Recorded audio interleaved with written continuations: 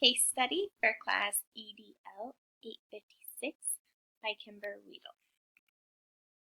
To summarize the case, there was a group of parents who started a group outside of the PTA.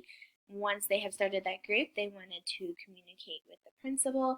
When they were communicating with the principal, they mentioned how they wanted to change policies and be involved with the school and wanted to be equal partnerships with the school. The people who are involved are the principal and these parents. It takes place at the school in the principal's office. Legal or ethical issue. So right now there is no legal issue.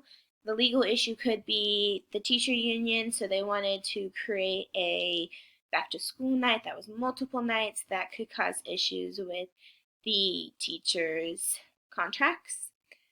The parent group has no legal rights, so getting into policies, anything like that, could cause some issues. Ethical issues would be overstepping boundaries, like creating policies could create a burden between the school and the parents.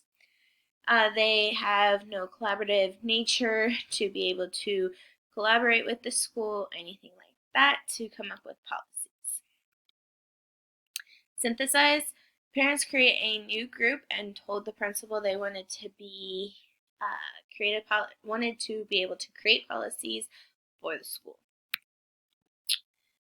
So synthesize the facts. You've got the parents of the organization and the principal part of this group. The place is the school, and the programs is the parent organization group, and the school is a public school. So your stakeholders are your principal, community, school, students, and Board of Education. They are the ones that are going to be affected by this whole situation. The outcome could cause issues between the school and the community by creating a tiff or a little barrier there for wanting the community to be part of the school and not allowing this group. Could lose parents trying to participate and parents trying to help the school. This could cause them to look at it frowned upon. Options and possible consequences. So option 1 is to do nothing, allow the parents to make policies, keep this organization. Option 2 is break up the parent organization, make them undo the group, join PTA if they want to be involved, things like that. Option 3, talk to administration or the school board. This would help you. Or option 4, compromise with the group. Try to come up with ways to work with the group. So evaluate the options. So option 1 was do nothing. The pros is less headaches, don't have to worry about it. You do get parent involvement and you get brand new ideas to help with the school. Cons, not the best interest for the students. Too much parent involvement and could hurt the parent-school relationship. Option 2, break up the organization. Pro, you have no teacher issue and you have no liability issue in this point. Cons, you would upset the parents, you would upset the community, and you could lose some really great ideas.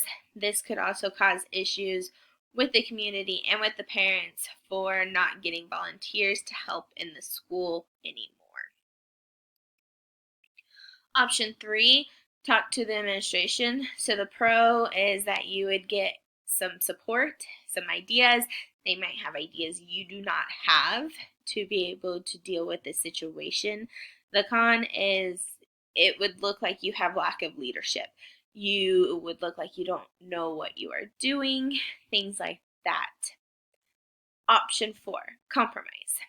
So the pros are you get parent involvement, no boundaries being broken, and you get new ideas.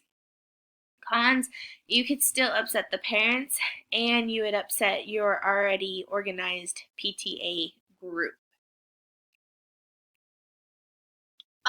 The best option I chose was option 4. This was allowing you to be able to get new ideas. As the principal, you decide and set the boundaries. Let the parents know they are not going to create policies, but they can give ideas for policies, and you can review them and decide. But as the principal, you are able to veto and tell them no, and that that's not going to happen. So they're technically not creating policies, but they're giving ideas to be able to help. Implementing the decision.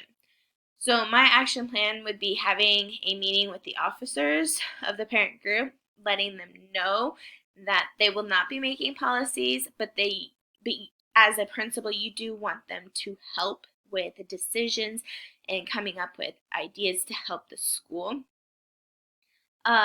Then with that, they will have a meeting for those ideas, anything like that, so their ideas can come to you as a principal to help the school. As the principal, you can veto the ideas, not allow them to go. You have a say over this parent group. Thank you.